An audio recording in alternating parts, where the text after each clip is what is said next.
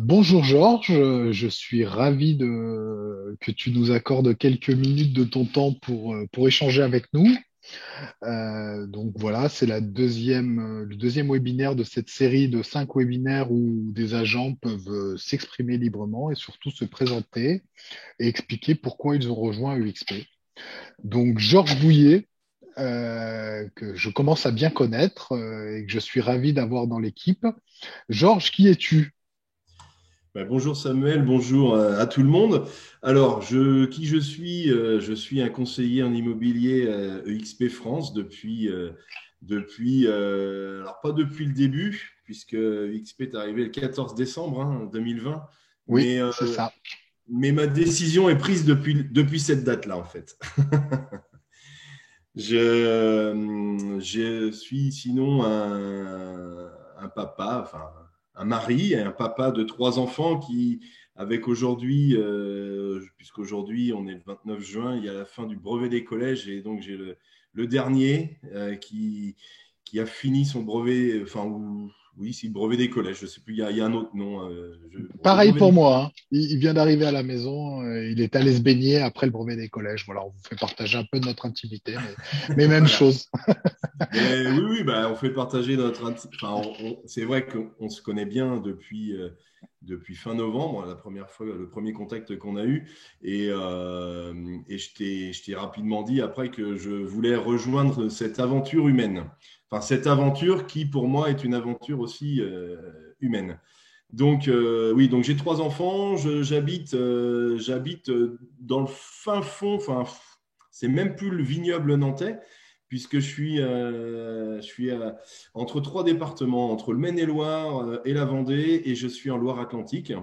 Donc, D'accord. s'il y a des métalleux, il y a le festival Hellfest, ça c'est leur signe de ralliement, hein. Le festival Hellfest qui est à 7-8 km de chez moi.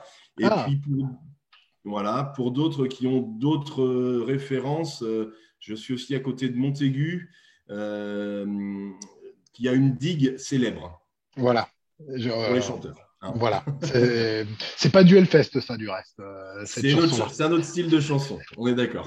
On est d'accord. On est d'accord. Et puis donc oui, je suis conseiller immobilier depuis 7 ans. Avant, j'ai un diplôme et un passé d'éducateur, donc avec différents types de publics, hein, des enfants, des adolescents, des adultes, des personnes souffrant d'autisme, d'autres ayant des comportements inadaptés avec la société, enfin, des gens qui étaient simplement déficients intellectuels, qui avaient des troubles associés. Enfin voilà. J'ai des traumatisés crâniens aussi. J'ai travaillé avec des traumatisés crâniens. Si je le dis, c'est comme les autistes, c'est parce que c'est des populations qui sont très peu prises en charge. Et traumatisés crâniens, notamment, on peut tous le devenir du jour au lendemain, puisque 80% sont des accidentés de la route. Donc, j'ai accompagné très longtemps ces personnes dans leur projet de vie. Et puis, à l'approche de la quarantaine, mais j'ai été très précoce parce que j'avais 39 ans, euh, j'ai eu envie de changer. J'ai eu envie de changer. Et La crise de la l'immobilier, quarantaine, donc. ouais, mais à 39. Moi, je l'ai fait avant encore. J'étais encore plus précurseur que toi, mais c'est un autre débat. Ouais, j'ai eu envie de changer parce qu'il y a des choses qui me déplaisaient, des choses qui étaient fatigantes et il y avait une agence immobilière en fait qui ouvrait à côté de chez moi. Donc j'ai postulé là-bas, ma femme elle m'a regardé, elle me dit qu'est-ce que tu fais? J'ai aussi un copain, Joe Immobilier, qui m'a dit mais qu'est-ce que tu fais? T'es quand même peinard dans ton boulot. Alors oui, j'étais peinard, hein. J'avais 29 heures programmées, 35 heures payées, 8 semaines de congé, plus des récup. Enfin voilà, la vie était pas moche. On me disait rien sur l'heure à laquelle j'embauchais, sur celle à laquelle je débauchais, à partir du moment où les personnes qui étaient accompagnées se portaient bien. Et voilà. Et bon, la crise a été plus forte que moi. Et donc, j'ai appelé aussi un copain, ce même copain qui me disait, mais t'es fou de faire ça, l'immobilier est pas terrible en ce moment. On était en 2014 à l'époque, hein. Enfin, fin 2013, début 2014. Il me dit, c'est un peu chaud, t'es quand même peinard, t'es au chaud, toi. Et puis je lui dis, ouais, mais j'en ai marre, je vais changer. Il me dit, bah, va voir du côté des réseaux en ligne alors, parce que je trouve qu'ils ont un système de formation qui peut être intéressant. Voilà. Donc, contrairement aux agences vitrées qui me promettaient une réunion tous les jeudis matins. Donc, en tant qu'ancien éducateur, la réunion, voire la réunionnite, je sais ce que c'est. J'y ai passé beaucoup de temps et voilà, ça n'apporte pas toujours grand-chose. Donc, j'ai fait à l'époque ce qui était les forums, et puis, enfin, les forums sur Internet. Hein.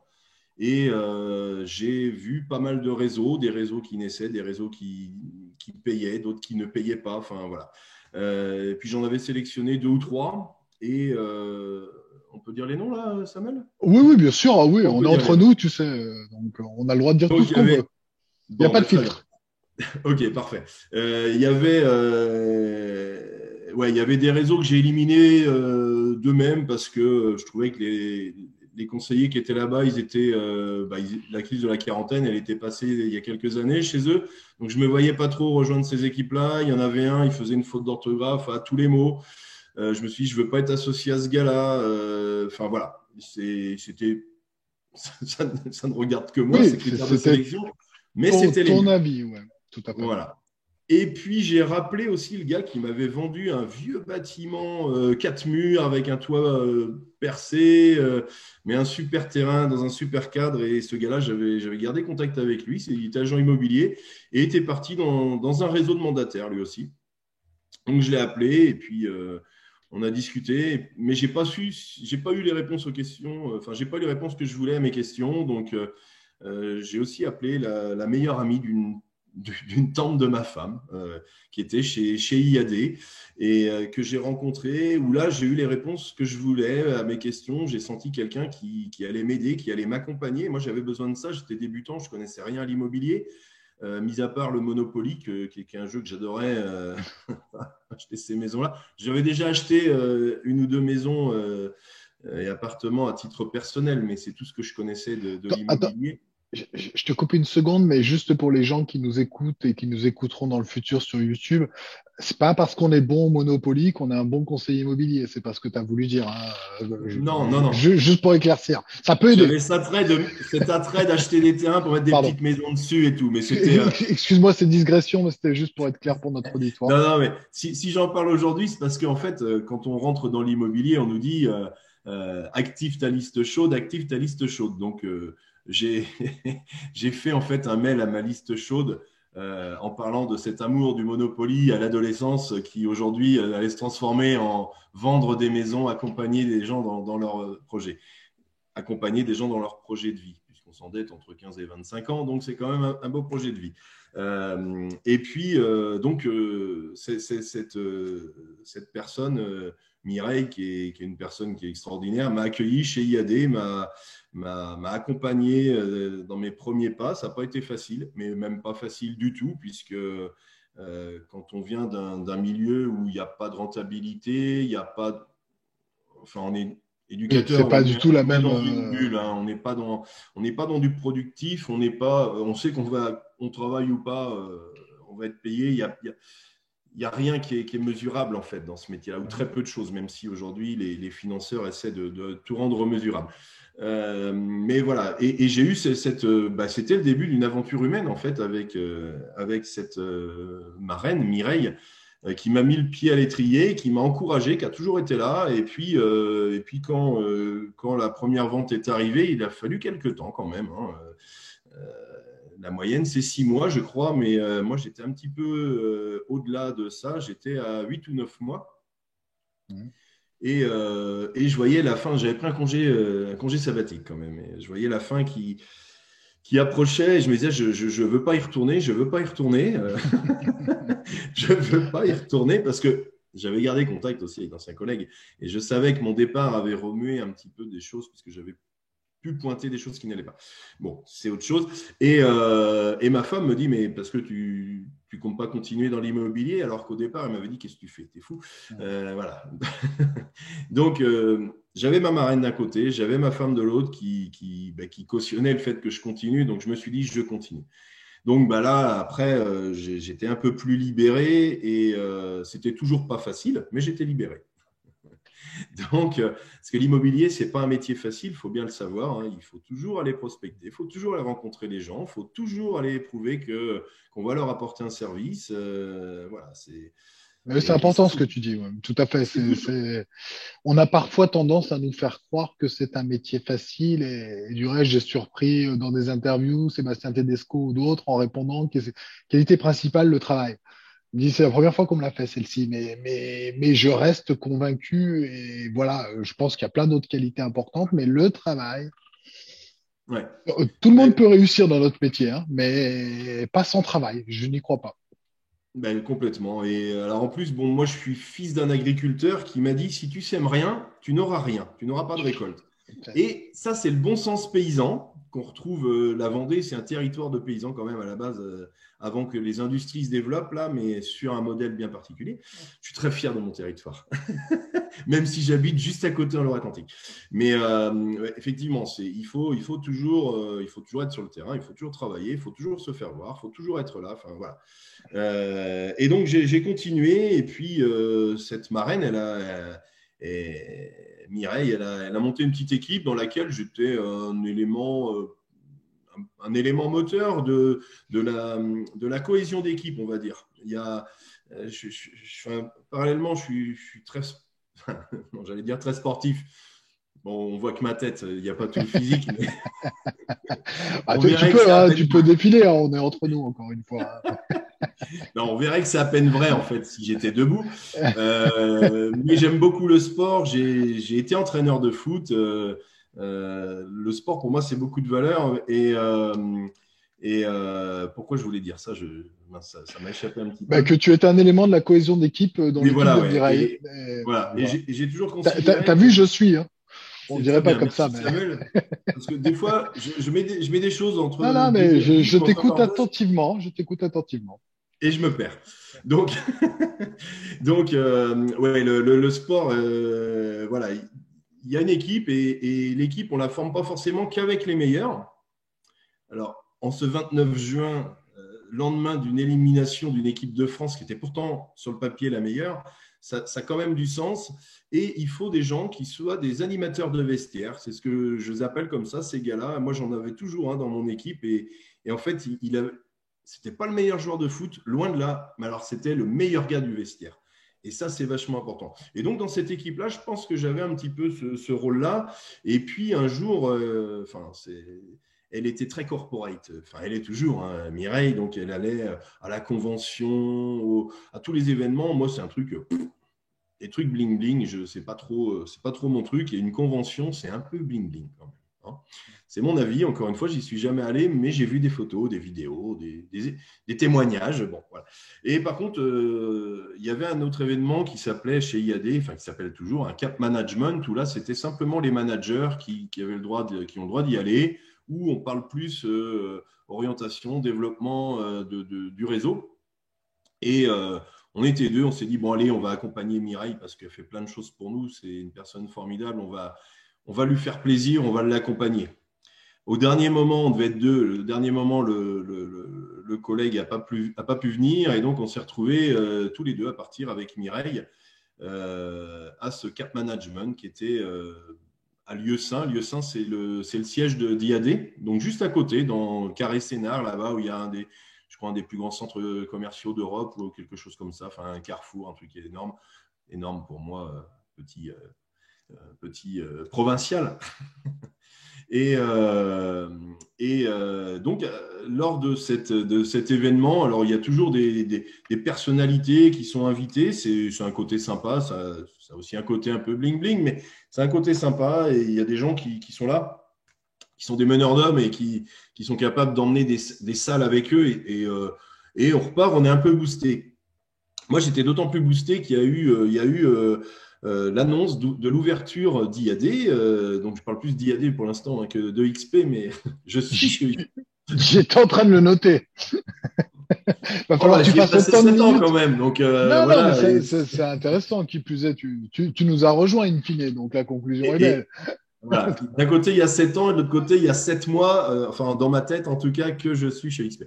Et donc, ouais, ils annonçaient l'ouverture de l'Espagne, il y a des Espagnols, il y a des Italiens, et sachant qu'il y avait déjà le Portugal qui était ouvert. Et donc, voilà, moi j'ai un petit niveau d'espagnol, mais j'aime bien cette langue-là, j'aime bien cette culture-là, j'aime bien le foot espagnol.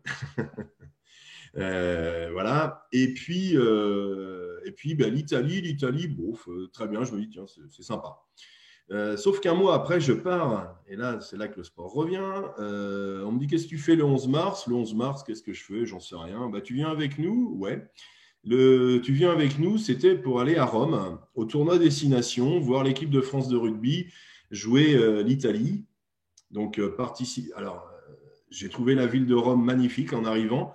Dans une ambiance, on était 5, donc des gars, des costauds qui vont voir du rugby entre hommes. Qui boivent des bières. Voilà. Une autre de mes passions, les bières artisanales. Bon, là-bas, ils n'étaient pas artisanales. Non, je ne suis pas sûr non plus. Et donc, on a découvert Rome parce qu'on est arrivé un petit peu avant le match. On a fait le tour, la veille, on a fait le tour de Rome. On a visité la fontaine de Trévi. Enfin, voilà, tous les beaux monuments. C'est vraiment une ville magnifique. Et en passant dans les rues, j'ai découvert aussi des boutiques de fringues qui m'ont attiré. Moi, je suis pas du tout.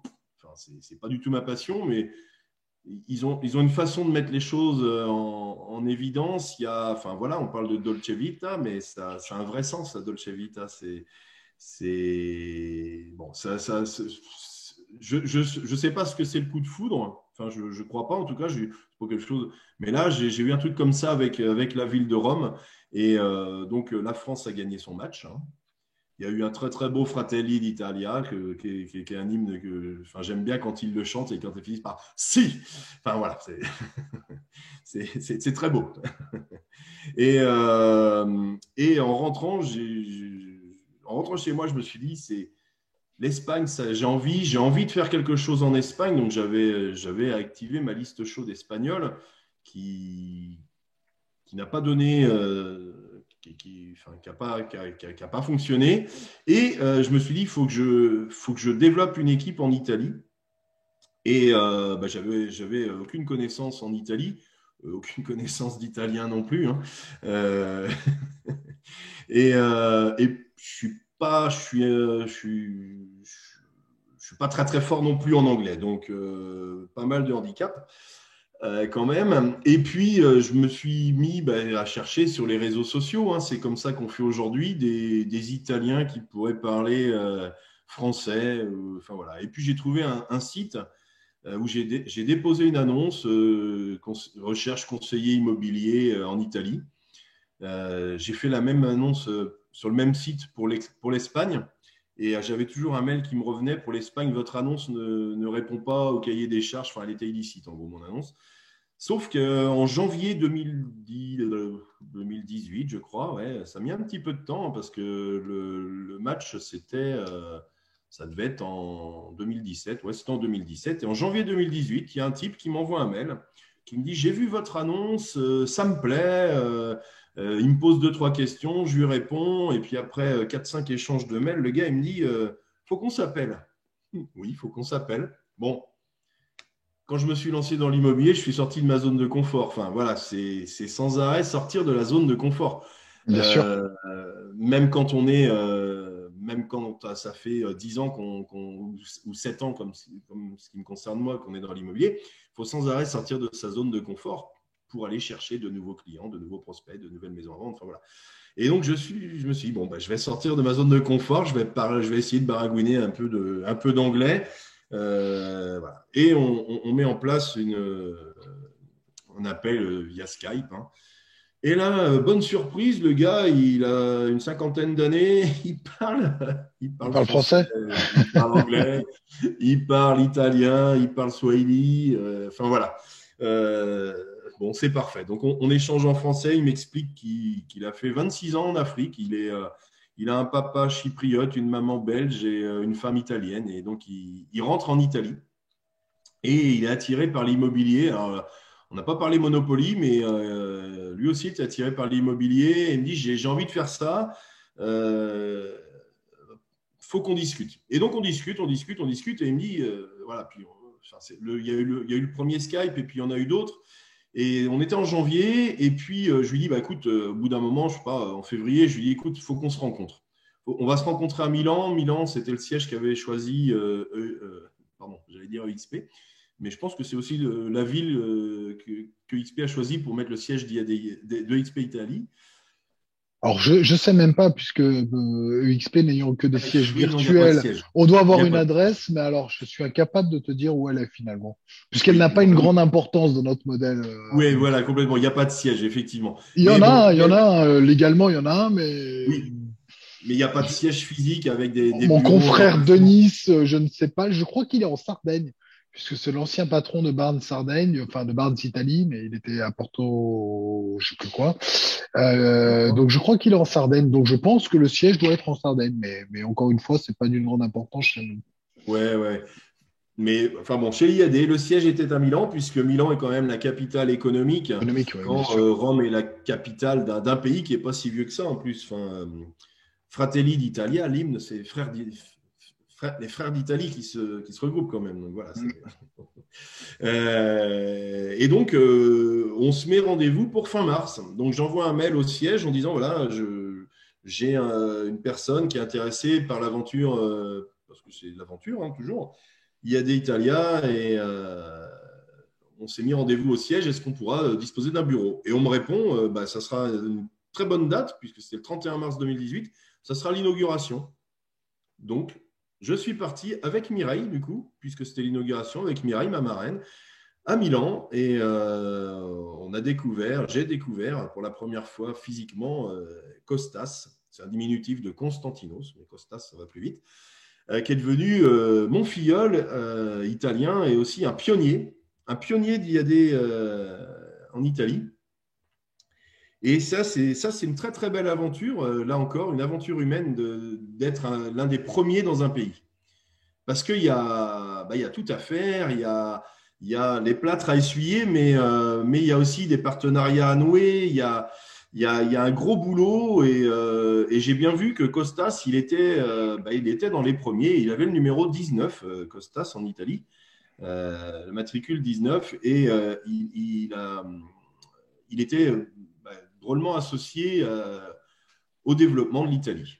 Et ça, je trouvais ça chouette. Donc, moi, je suis retourné, après, je suis retourné en juin, je suis retourné 3-4 fois en Italie, parce qu'en fait, mon idée, c'était d'avoir une équipe en Italie pour aller les voir de temps en temps et, euh, Et et profiter de la Dolce Vita, profiter de la Dolce Vita et financé par les récurrences, on était déjà dans du le MLM avec. marketing de réseau, oui, bien sûr. Voilà, financer ça par les récurrences des ventes des Italiens, voilà, c'était mon petit truc, euh, d'aller les voir. Et en plus, Costas m'a mis dans ce rôle, puisque la réglementation italienne n'est pas la même que la française. Donc, Non, pour bien sûr. recruter, c'est plus compliqué en Italie. En France, tout le monde peut devenir conseiller immobilier.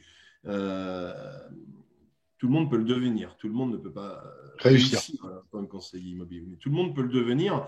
En Italie, il faut avoir une carte d'agent immobilier ou une carte d'agent commercial. Sinon, on peut pas vendre. Voilà. Donc moi, j'y allais en fait. Enfin, voilà, c'est pour ça qu'il y a eu une équipe qui a grossi. Et puis avant qu'on se rende compte de cette législation-là et de réajuster le recrutement. Mais moi, j'y allais juste pour montrer que ça fonctionnait. Et Euh, donc, je te presse pas, Georges, mais ça fait déjà 24 minutes que nous échangeons. Ah oui, d'accord. le temps passe vite, hein, en bonne compagnie toujours. Ceci, on s'envoie deux, trois fleurs, c'est toujours sympathique. Donc, tu montes une grosse équipe en Italie, enfin une équipe importante, et en fait, tu es dans les pionniers du lancement de ce pays. Ça a un lien avec XP aujourd'hui? Oui, c'est ce qui fait que tu avais envie de cette même aventure en France, en fait. Ouais, ouais, Ou, complètement. Ouais. ou aucun Oui, bah, rapport. ouais, si, complètement, parce que donc pour accélérer un petit peu l'Italie, c'est vrai que j'y retourne après, et mon rôle, c'est de montrer que ça fonctionne. Donc il me dit, tu viens, et moi je me débrouille du reste. Bon, c'était parfait. Mais oui, oui, oui. Donc après, l'équipe a grossi. C'est Costas qui était responsable de ça. C'est lui qui a tout fait. Moi, j'y allais juste pour essayer de convaincre. Je comprends, alors, du coup, je comprends l'italien, mais je le parle très peu.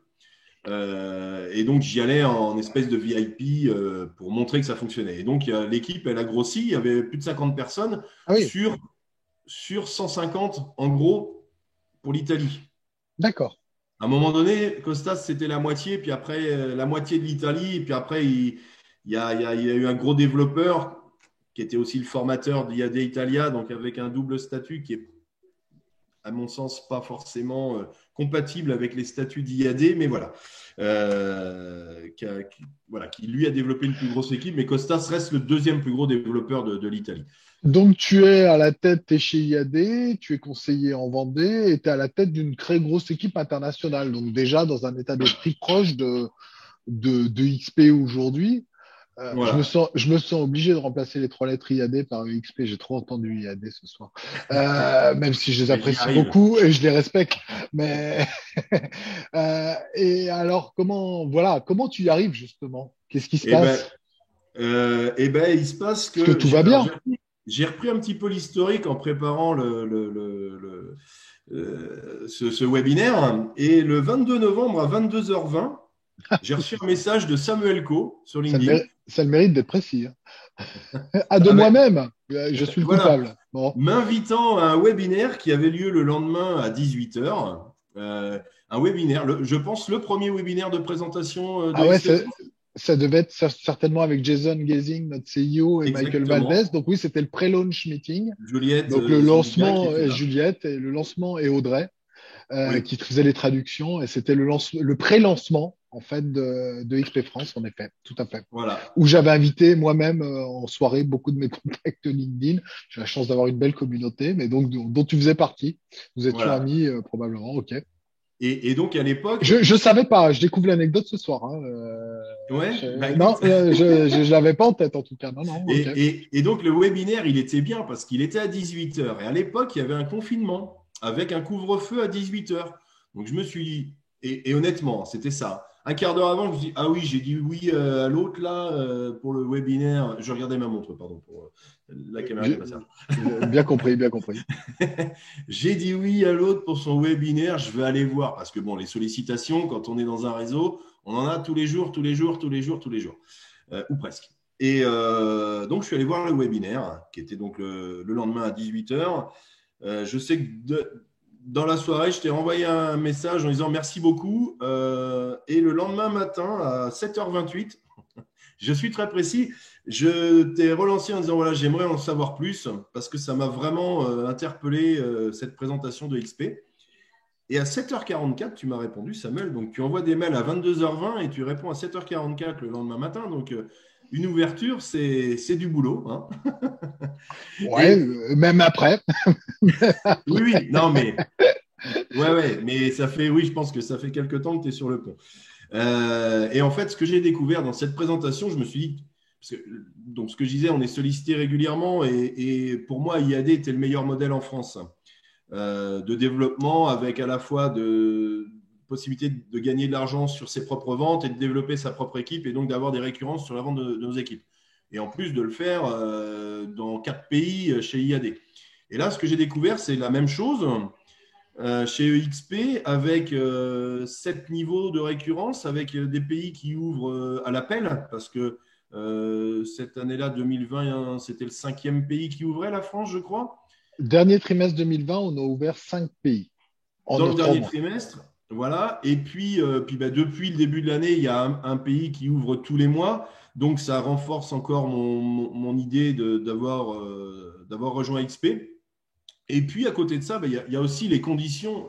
On n'est pas obligé de développer une équipe, on fait ce qu'on veut, hein. Mais il y avait aussi les conditions de rémunération qui me paraissent, enfin, qui sont meilleures que chez IAD, hein. Quelque chose que j'ai trouvé très important parce que je trouve que le réseau XP, il est vraiment fait pour ses conseillers, autour de ses conseillers. Alors, il y a le bouquet où Samuel, tu m'as déjà dit, on investit sur nos conseillers parce qu'avec les 60 euros, ça ne paye pas tout et ça, j'en suis bien conscient. Donc, mais ça, du côté des dépenses, moi, ça me fait beaucoup moins. Après, je gagne plus parce qu'il y a 75% au lieu de 69 là où j'étais. À partir d'un certain chiffre d'affaires, on peut même Je, atteindre les je- je- 100%. je tiens à préciser, parce qu'il ne le dira pas, parce que je commence à connaître un petit peu Georges, il est relativement humble, et le relativement étant trop, mais c'est le top producteur UXP aujourd'hui, avec on va rester discret, mais avec un certain nombre d'affaires depuis son entrée chez UXP quand même, en entrée-sortie, tout seul dans son coin sans qu'on l'entende, mais voilà, je vois régulièrement des offres acceptées, des compromis signés, des actes qui arrivent en nombre. C'était juste une petite parenthèse, pardon, je te rends la parole. Écoute, merci. Bon, après, c'est. Voilà. Merci. Oui, et puis, ouais, la chose importante, c'est qu'en plus, on est actionnaire, enfin, on devient actionnaire de XP. Et là, je me dis, mais si moi, je travaille bien, je valorise mon entreprise et elle me remercie, en fait, avec des actions. Et ça, il n'y a aucun réseau, il n'y en a aucun qui le fait. Il y en a un qui l'a annoncé, celui où j'étais avant, depuis l'arrivée de XP, mais avec des conditions, c'est pas ouvert à tout le monde. Chez XP, c'est tout le monde qui À tous devient. les agents sont actionnaires au Nasdaq, oui, tout à fait. Voilà. Tout le Et staff et tous les agents. Nous sommes tous actionnaires. voilà. Et donc, ça, je me suis dit, c'est quand même. Enfin, voilà, ça récompense vraiment l'agent et c'est chouette. Donc, c'est un petit peu toutes ces choses-là qui m'ont décidé à rejoindre l'aventure XP, avec en plus, alors il y avait un gros frein quand même, il y avait un gros frein. J'ai dit que j'étais, tout à l'heure, j'ai dit que j'étais très fier d'être vendéen, fier de mes racines, et je suis assez fier de mon pays aussi, la France, qui est un beau pays, et parfois je peux avoir un petit peu d'anti-américanisme primaire, anti-McDo, même si, bon, on a parlé de mon physique, j'y mange aussi. Euh, et, Moi aussi, malheureusement. et voilà. Bon, par rapport à mon ancien métier, quand on débauche à 22 heures, il n'y a pas grand-chose d'ouvert, hein, parfois, et qu'on a faim. Voilà. Et donc ça, c'était un peu le frein, mais j'ai découvert que, en fait, et Samuel, on en parle souvent ensemble, les Américains, il y a pas de problème, il y a des solutions à trouver. Et je trouve que c'est super agréable de dire, voilà, Samuel, enfin, on a parlé des barèmes, les barèmes ne me conviennent pas et bah, très peu de temps après, voilà, c'est corrigé. On a fait valider, enfin, on a modifié, on a fait valider, on part avec les nouveaux barèmes qui sont, bah, voilà, mieux. J'appelle pareil Inès, hein, ouais, je vois que tu regardes ta montre, toi aussi. Non, non, c'était pour dire qu'ils sont valables à partir du 1er juillet. Donc voilà, je Très regardais bien. la date, j'avais plus de notion du temps. Après-demain. Après-demain, les nouveaux barèmes sont applicables. Tout à fait. Ouais. Donc, est-ce que tout le monde a répondu? Ça, c'est la question. Ouais, pareil avec Inès. Enfin, je lui dis voilà, là, c'est compliqué de remplir le machin, le rep, enfin le CRM, il est vachement américain et tout. Et bah, Inès, elle note. Et puis le lendemain ou le surlendemain, bon, des fois 3 jours après, hein, elle rappelle, elle dit on a modifié. Ouais, j'ai vu, c'est bien, c'est français maintenant. Non, non, Euh, c'est sûr qu'on a. Alors Inès, pour nos auditeurs, c'est notre experte transaction. Donc voilà, on a un staff qui aujourd'hui est à la disposition. Puis alors le aujourd'hui étant trop, mais c'est effectivement une de mes volontés. Et je crois qu'on avait échangé là-dessus aussi, parce que tu m'avais fait part de ta crainte américaine. hmm. Moi, je crois qu'ils ont. Alors, je suis comme toi. Alors, c'est déjà un avantage. Je suis assez chauvin et assez Frenchy quand même dans l'absolu, assez fier de notre pays, assez fier de plein de choses, en voyant les plus et les moins. Néanmoins, je trouve qu'ils ont cette force, cette puissance de frappe assez extraordinaire quand ils savent se mettre à l'écoute de la culture d'un pays. J'étais en réunion il n'y a pas plus d'une heure avec notre responsable de la croissance qui me disait que justement, elle était très à l'écoute de notre culture parce qu'elle connaît bien la culture française. Et ça, c'est vraiment important. C'est-à-dire que j'ai la chance de pouvoir, et je crois que tu l'as ressenti, Georges, mais développer une société avec la puissance d'un groupe américain qui est dans 16 pays aujourd'hui, tout en mettant notre côté gaulois, parce que ce n'est pas possible autrement. Et il y en a déjà quelques-uns qui se sont cassés les dents, hein. Ceux qui ont Ouais. su mettre un côté français, voilà, savent réussir en France et c'est ce que nous allons faire. Ceux qui ne savent pas le faire et qui pensent qu'il y a une boîte et que la boîte, elle marche partout, ça ne fonctionne pas. Mais voilà, je pense qu'on avait pas mal échangé tous les deux là-dessus aussi et c'est important, je crois, de le dire aujourd'hui. Ouais. Il y a le côté, enfin, c'est clair, on est français, on est en France, dans une boîte américaine, mais une boîte américaine, effectivement, je suis assez d'accord, qui est à l'écoute et enfin, voilà, ils mettent les moyens. Il y a des nés en 2008, XP en 2009. D'un côté, il y a 5 pays qui sont européens. Alors, il y a eu un rachat au Mexique, mais puis l'envie d'aller aux États-Unis. Mais les Américains, quand ils ont envie de se développer, ils mettent les moyens. Et quand il y a des choses qui sont pas satisfaisantes, eh ben, ils les corrigent. Et je trouve que en fait, il y a un positivisme Ah oui, pas naïf, mais il y a un positivisme très intéressant, culturel. culturel, ouais, c'est ça. Chez Et eux, culturel. Ouais. ouais, ouais, ouais, et qui contraste un peu avec notre. On est un peu des ronchons, nous, les Français. Donc ça fait du bien, ça fait du bien parce que moi, ça me met aussi dans un autre état d'esprit. Parce que je suis très français, hein, je ronchonne et puis après je réfléchis souvent. Euh, mais ça permet de voir les choses autrement. Et puis en plus, ce côté américain, ben, ça a attiré des personnes, dont une personne qui est la première personne qui m'a rejoint dans mon équipe, qui a vécu 10 ou 12 ans aux États-Unis.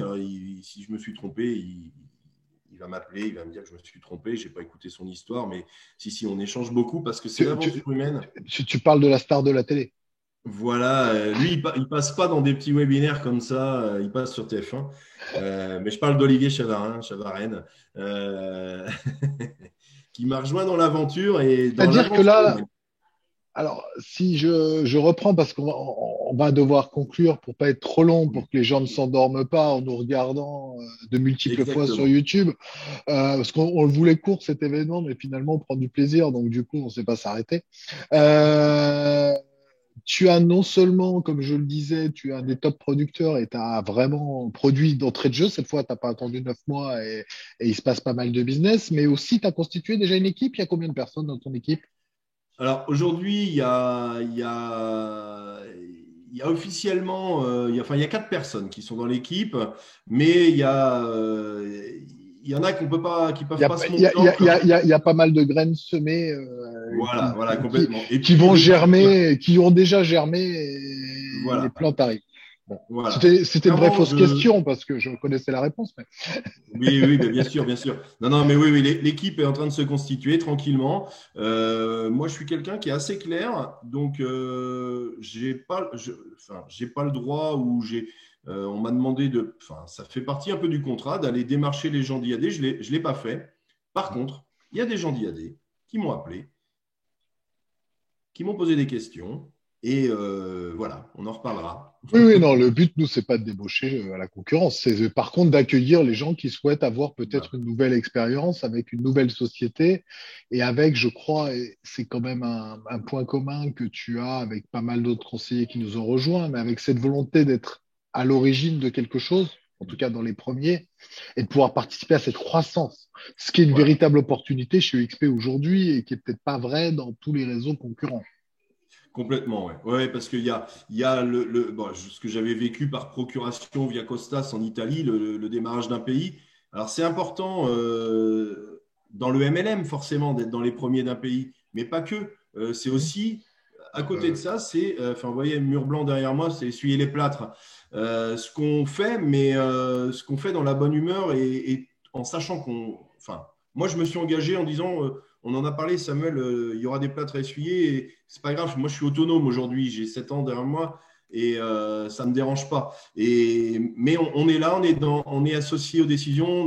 Voilà, c'est ça, c'est une super aventure qui continuera d'être une belle aventure après, même quand ça sera plus quand il y aura 4-5 ans de XP en France. Mais voilà, j'aurais été au début, j'aurais été un des pionniers. Et ce mot-là, pour moi, il est important aussi on sait ce que les pionniers ont fait de l'Amérique du Nord, notamment. Voilà. Donc, Georges, je que t'invite ça à va. conclure en 1 minute pour pas dépasser, parce que on dit qu'Olivier est bavard, mais la semaine dernière, il a fait 30 minutes et t'en as 39. Donc, Bon, eh ben, j'ai le plaisir de lui dire qu'il est battu par son parrain Georges Bouillet. donc, Allez, euh, pour conclure, voilà, j'ai réfléchi à peu près